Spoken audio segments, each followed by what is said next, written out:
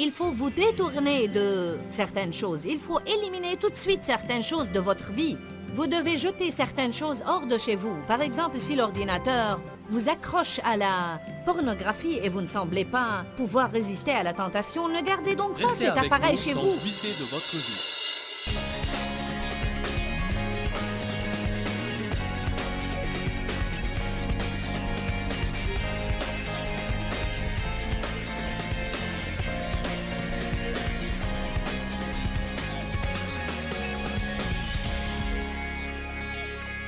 Nous devons en arriver au point où si nous savons que Dieu nous dit quelque chose, nous ne continuerons pas à l'ignorer. Si je sais que Dieu dit « Il vaut mieux rectifier tes attitudes, jeune dame »,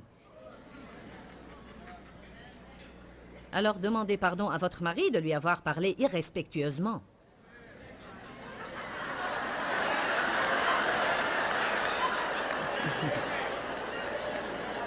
Certains d'entre vous hochent la tête dans cette direction. Ce n'est pas la bonne direction. Elle doit hocher comme ceci. Quand je prêche, ne restez pas là à faire cela. Ce n'est pas bon.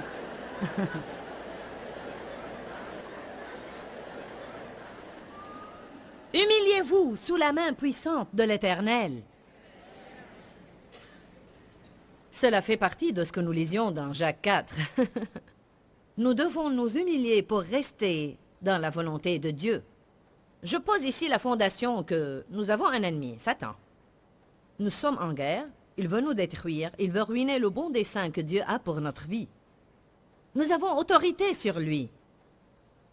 Nous devons résister au diable, mais la seule façon d'y arriver, c'est de faire vraiment de notre mieux. Je répète ce que j'ai dit, nul n'est parfait, mais accomplissons de notre mieux ce que nous savons que Dieu nous demande de faire au moment présent.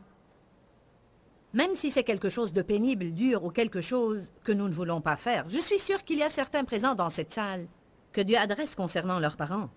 Peut-être ne voyez-vous pas assez vos parents ou vous ne leur téléphonez pas. Je suis occupée. Eh bien, Dieu n'aborderait pas le sujet avec vous pour vous entendre dire « Je suis occupée. Ce que vous voulez que les hommes fassent pour vous, faites-le de même pour eux. Ça peut vous paraître banal, mais vous coupez vos bénédictions. » J'ai vécu longtemps pour savoir que quand Dieu me dit de faire quelque chose, c'est à mon avantage, et non seulement l'avantage de quelqu'un d'autre. Dieu nous dit de faire ou ne pas faire certaines choses dans notre intérêt, parce qu'il veut nous bénir, et que si nous faisons ce que Dieu nous dit de faire, nous serons toujours bénis.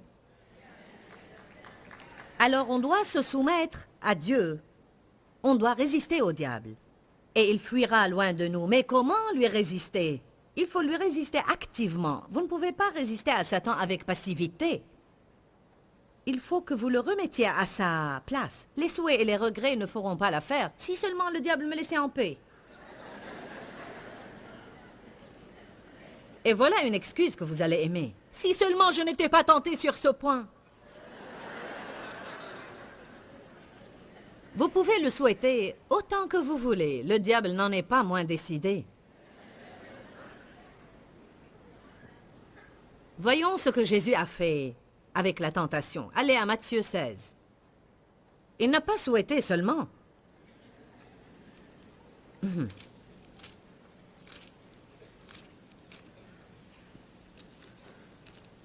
Un tel dirait, si seulement il n'y avait pas de pornographie sur Internet, alors je ne serais pas tenté de la regarder.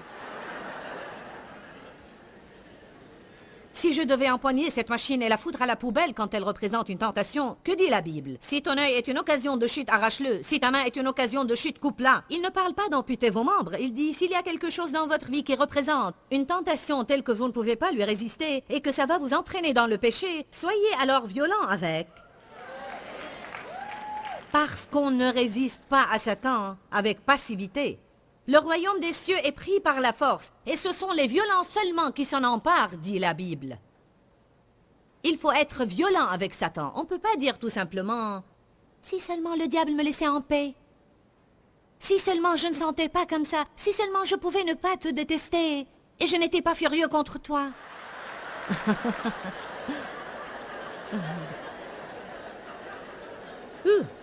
Je dis tout le temps, nous n'avons pas besoin de si seulement, nous avons besoin de courage. Matthieu 16, j'aime beaucoup ça. Verset 21. Dès lors, Jésus commença à faire connaître à ses disciples qu'il fallait qu'il aille à Jérusalem, qu'il souffre beaucoup de la part des anciens du grand prêtre et des scribes, qu'il soit mis à mort et qu'il ressuscite le troisième jour. Jésus leur disait, il est temps d'aller à Jérusalem. Nous arrivons à la fin de mon ministère sur terre. Je dois y aller souffrir et je vais mourir, mais le troisième jour je ressusciterai des morts. Imaginez un peu cette scène, verset 22. Pierre l'ayant pris à part, pour lui parler en privé, se mit à le reprendre et à le morigéner violemment, et dit, « À Dieu ne plaise, Seigneur, cela ne t'arrivera pas. » Alors, arrêtons-nous ici pour un instant pour poser quelques questions. Quelle personne censée reprendrait Jésus?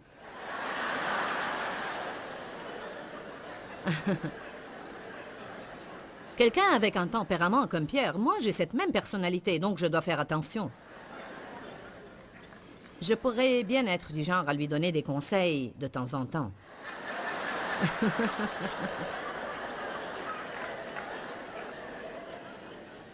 Pourquoi Pierre l'a-t-il fait? Parce qu'il a eu vraiment peur qu'il ne passe par des moments difficiles et il ne voulait pas s'en mêler. Je vous dis que quand on a peur de souffrir, on peut se comporter d'une manière bien pathétique. Même quand on craint que les choses n'aillent pas comme on veut, on se comporte assez lamentablement. Donc, Pierre accompagnait toujours Jésus. Il était son disciple, donc il savait que tout ce que Jésus devait passer par, Pierre devait passer par aussi. Mais là, il ne voulait pas y prendre part. Donc il a essayé d'en détourner Jésus. Voyons ce que Jésus a fait. Verset 23. Mais Jésus, se retournant, dit à Pierre. On va s'arrêter ici pour un instant et dire que... Non, nous allons lire le tout. Mais Jésus, se retournant de Pierre, lui dit, « Passe derrière moi, Satan. Tu es une occasion de chute, une offense, un obstacle et un piège, car tes pensées ne sont pas les pensées de Dieu, mais celles des hommes. » Ainsi, Jésus n'a pas perdu de temps à reconnaître que Pierre avait une responsabilité, mais que c'était Satan qui opérait à travers la faiblesse de Pierre pour essayer de l'empêcher de faire la volonté de Dieu. Je peux vous dire que Satan agira même à travers les personnes qui vous aiment le plus. Il opérera à travers leur faiblesse pour essayer de vous garder hors de la volonté de Dieu. Vous devez apprendre à avoir affaire au diable et non pas rester furieux contre les gens. Amen. Je vous donne un petit exemple de ma propre vie. Quand mes enfants étaient encore tous à la maison et que je m'étais engagée sérieusement à Dieu et qu'il m'a appelé à prêcher, j'ai dû faire quelques rajustements dans ma vie. Je ne pouvais plus faire la même chose qu'auparavant parce que Dieu m'appelait maintenant à faire quelque chose de nouveau. Et bien que je sois toujours une bonne mère et une bonne épouse, je n'étais plus une mère normale et une épouse normale. Donc je devais passer beaucoup plus de temps avec Dieu. Je ne pouvais plus me lever tout simplement le matin et faire tout ce que j'avais à faire. Je devais me lever et passer du temps avec Dieu avant que nous commencions tous notre journée. J'ai passé par une période où j'avais l'impression que l'ennemi agissait constamment à travers ma famille pour m'empêcher de passer du temps avec Dieu.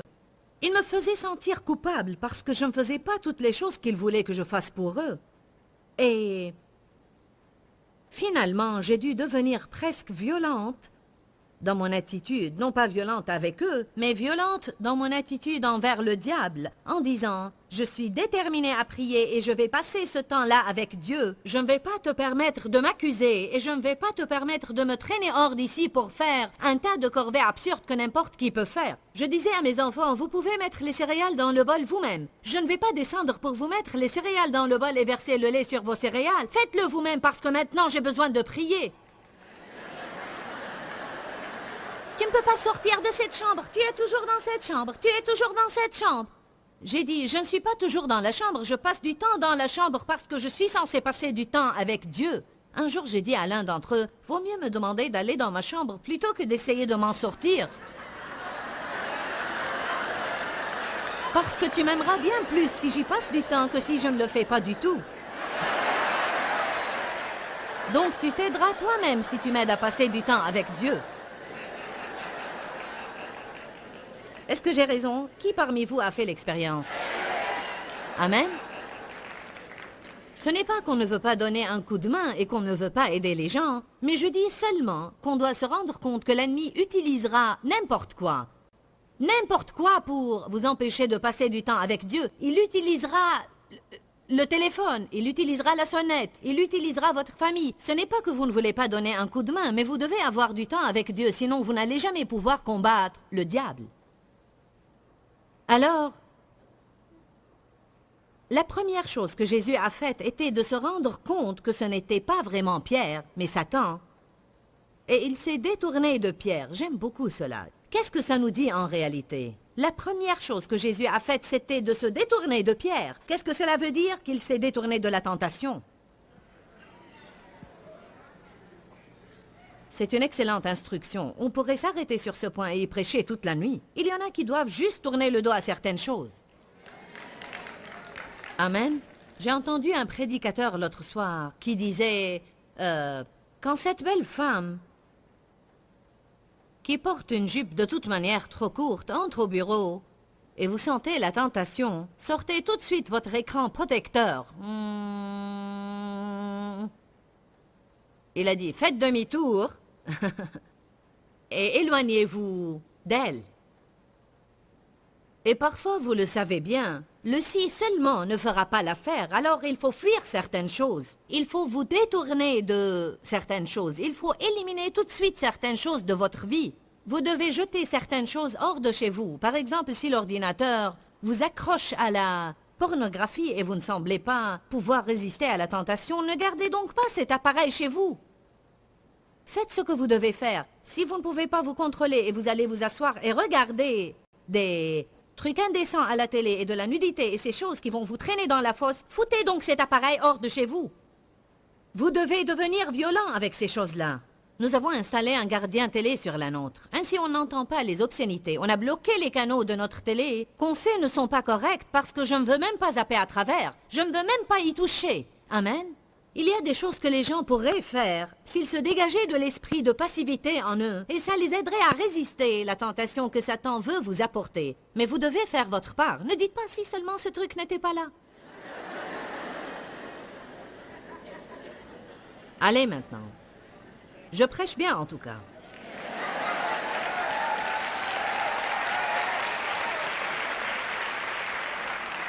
Le royaume des cieux est forcé, et ce sont les violents seulement qui s'en emparent.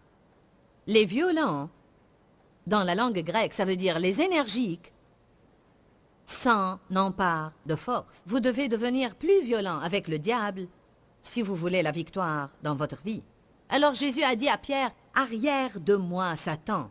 Tu es pour moi une offense, un obstacle et un piège, et tu essaies de me garder hors de la volonté de Dieu. » J'ai entendu l'histoire d'une dame qui avait un petit problème de shopping. Elle achetait trop de vêtements. Son mari lui a demandé de ne plus acheter des vêtements. En fait, il lui a presque dit de ne plus en acheter du tout. Elle s'est rendue au centre commercial pour autre chose. Et elle a été tentée à acheter une robe qu'elle a rapportée chez elle. Quand le mari a vu la robe, il a dit « Tu as encore acheté des vêtements? Tu m'as promis que tu n'en achèteras plus. » Elle a dit « Chérie, je l'ai essayé, elle m'allait si bien. Alors j'ai été tentée et je n'ai pas pu résister. » Il a répondu « Tu aurais dû dire « Arrière de moi, Satan. » Elle a dit « Je l'ai fait et il m'a dit qu'elle m'allait encore mieux de derrière. »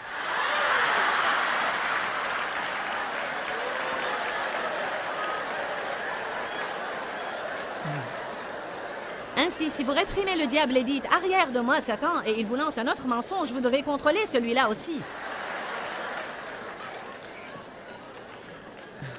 Dieu soit loué. Allez à Luc 4.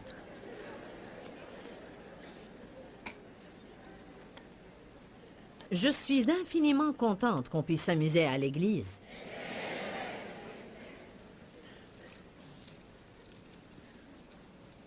Je crois qu'on se divertit davantage ici que ceux qui sont au bar ce soir.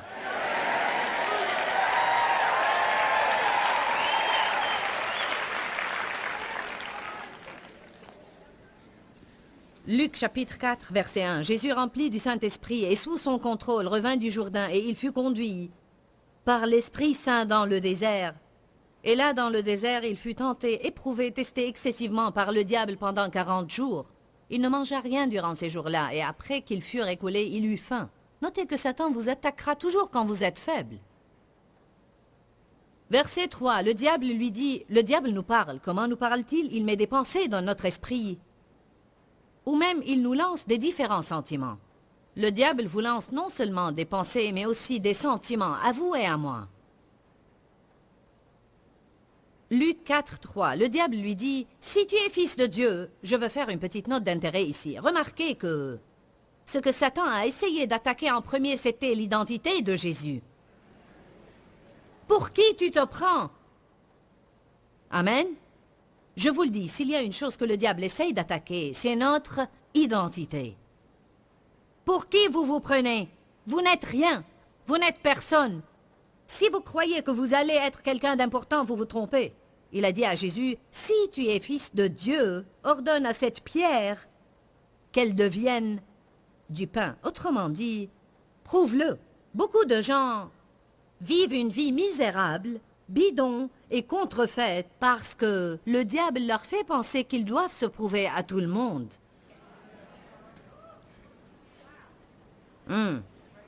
Oui, vraiment. Amen. J'ai lu un livre récemment qui s'est avéré, justement, être un livre concernant les hommes, mais c'est pareil pour les femmes. Il dit que la plupart des gens ont une personnalité feinte qu'ils présentent au monde et qui change parfois selon ce qu'ils pensent que différentes personnes s'attendent d'eux. Il dit que très peu de gens sont accomplis, heureux, vraiment contents et satisfaits parce que très peu de gens ont le courage d'être qui ils sont réellement. On essaye de se conformer à ce que les autres veulent. Vous voulez que je sois drôle, donc je serai drôle. Vous voulez que je sois heureux, donc je serai heureux quand vraiment je suis abattu à l'intérieur. Vous voulez que je sois ceci ou cela.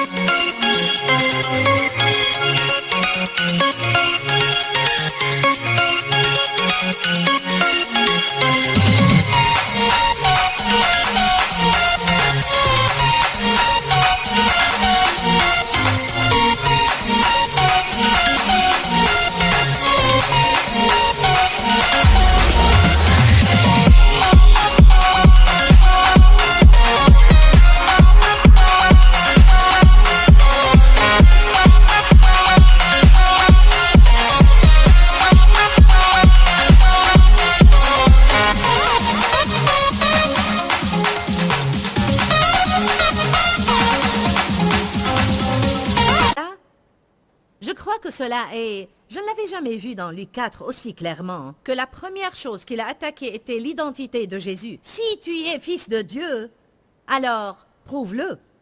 Vous savez quoi? S'il y a quelque chose dont je veux être complètement libre dans ma vie, c'est de devoir prouver quoi que ce soit à n'importe qui. Je veux être qui je suis et agir comme qui je suis et ne pas avoir à essayer de vous impressionner ou de vous prouver que je suis correct. Allez, acclamons le Seigneur.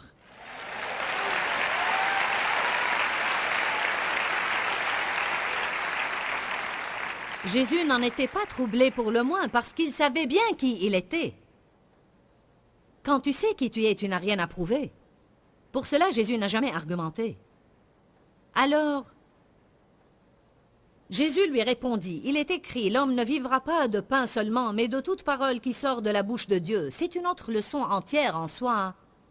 Et je n'ose pas m'y engager trop profondément, mais Jésus avait appris sa leçon que la seule chose dont il a besoin, c'est son Père céleste. Il pouvait se passer de pain naturel, ce qui représente les choses matérielles pour nous. Il pouvait se passer des choses naturelles, mais il ne pouvait pas se passer...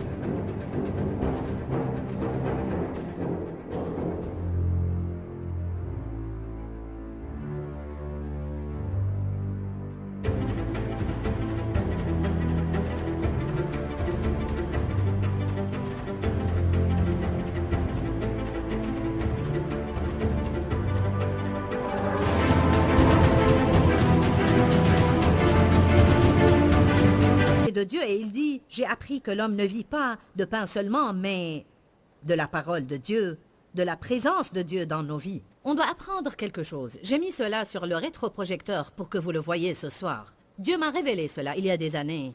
Et je m'en suis souvenu récemment et je crois que c'est quelque chose de puissant à concevoir. Tout ce que vous devez avoir en plus de Dieu pour être satisfait, le diable s'en servira contre vous. N'importe quoi en plus de Dieu que vous devez avoir pour être satisfait est quelque chose que le diable peut utiliser contre vous. Amen. Si vous êtes célibataire et vous dites « Je ne peux pas être heureuse à moins de me marier », c'est une porte ouverte à l'ennemi pour vous attaquer. Vous devez arriver au point où vous dites « Je voudrais bien me marier, mais je peux être heureuse avec Dieu parce qu'il est la seule chose que je dois avoir pour être heureuse.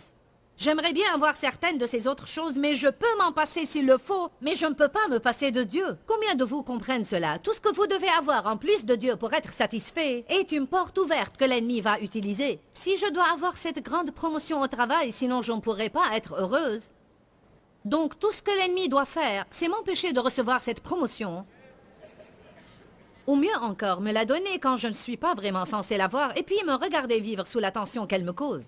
Parfois, les gens combinent pour recevoir une chose qu'ils ne sont pas supposés avoir et qu'ils ne sont pas loin pour gérer, et ça les rend misérables. Combien de gens ont combattu et ont recherché quelques promotions au travail ou un niveau d'autorité quelconque qui n'était pas vraiment leur don ou la volonté de Dieu pour eux, et quand ils l'ont obtenu, ils se sont retrouvés misérables sous la tension qu'elle leur cause parce qu'ils le font sans l'onction de Dieu. Je ne veux rien avoir que Dieu ne me donne pas, parce que si je l'obtiens par moi-même, je dois le maintenir par moi-même aussi. Et je ne veux pas de cette pression dans ma vie. Je ferai seulement ce que je suis censé faire, plutôt que faire quelque chose juste pour impressionner les gens, pour qu'ils pensent bien de moi, alors que je me défais à l'intérieur. J'ai l'impression que je parle à certains ce soir. Tout ce que vous devez avoir en plus de Dieu pour être satisfait, le diable s'en servira contre vous. Je veux que vous remarquiez que quand le diable a dit quelque chose à Jésus, Jésus lui a répondu. Il a répondu au diable. Quand Satan a essayé de l'attaquer à travers Pierre, comme il est noté dans Matthieu 16, il lui a dit « Arrière de moi, Satan ». Alors il a ouvert la bouche et il a dit quelque chose, et je n'imagine pas que c'était faible et mou. « Arrière de moi, Satan ». Je suis sûre qu'il était très ferme. « Arrière de moi, Satan. Tu mets un scandale, tu es un obstacle dans mon chemin, et je vais faire la volonté de Dieu. » Vous savez quoi? Il y a un temps où vous allez devoir parler au diable à haute voix dans votre propre maison, comme quand vous êtes chez vous tout seul et il attaque votre esprit et il attaque vos sentiments. Supposons que vous êtes un homme et vous passez par l'épicerie pour prendre quelque chose pour votre femme en rentrant. Vous vous tenez là et il y a tous ces magazines obscènes au comptoir de la caisse. Vous passez par le comptoir de la caisse avec votre lait et votre pain. Vous regardez et Satan s'en sert directement pour vous lancer une soudaine tentation. Vous pouvez vous tenir là. Et la première chose que je ferai, ce que je fais souvent, c'est de tendre la main, prendre le magazine et le retourner. Je les retourne dans les magasins. Ils peuvent les retourner dans l'autre sens, mais je les retourne à nouveau.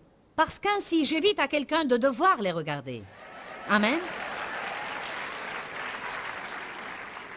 Vous pouvez également leur faire savoir que vous n'appréciez pas que votre famille entre et sort du magasin avec ce genre d'obscénité au comptoir et souvent ils les mettront autre part dans le magasin. Nous devons tenir ferme et donner notre opinion et non pas rester à la traîne et dire « J'aurais aimé que le monde ne soit pas si mauvais. Si seulement le monde n'était pas un endroit violent, si seulement ils enlevaient les médiums de la télé, si seulement. Si nous ne pouvons rien faire d'autre, nous pouvons prier. Et c'est beaucoup plus puissant que les regrets, n'est-ce pas? Nous devons agir. Donc, même en vous tenant là, dans la file de l'épicerie, vous ne pourriez peut-être pas parler à haute voix et faire une scène devant tout le monde, mais fermement, au-dedans de vous, vous pouvez dire au diable, « Je te réprime, Satan. Je ne permettrai pas que ça entre en moi et que ça devienne une tentation pour moi. Et je ne vais pas me tenir ici à regarder ces images. Je te réprime, Satan, tu es un menteur. » Dites, je dois répondre au diable.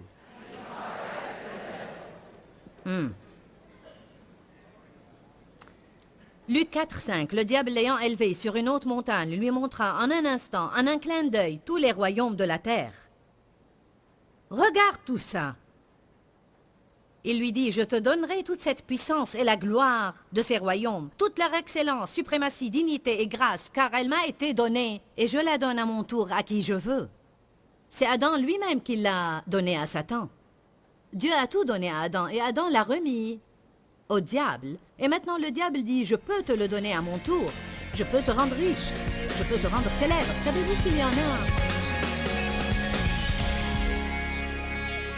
Jacques chapitre 4, verset 7 dit, « Soumettez-vous à Dieu, résistez au diable et il fuira loin de vous. » Évidemment, il est très important qu'on se soumette à Dieu, mais il est également très important de résister au diable. Et vous le faites en lui résistant par votre propre volonté. Dieu nous a donné un libre arbitre et nous devons prendre des décisions, mais vous devez aussi le faire en prononçant des mots remplis de foi. Jésus a dit, « Il est écrit ». Il cite les Écritures à l'ennemi. C'est une façon de lui résister et de le faire fuir. Jésus lui a aussi parlé et lui a dit « Arrière de moi, Satan ». Nous pouvons aussi parler à l'ennemi au nom de Jésus-Christ et dire « Arrière de moi, Satan ». Je veux que vous soyez libres. Je veux que vous ayez la liberté dans votre vie et je veux que vous compreniez que vous ne devez pas vous soumettre à toute tentation qui survient. Vous pouvez résister au diable et il fuira.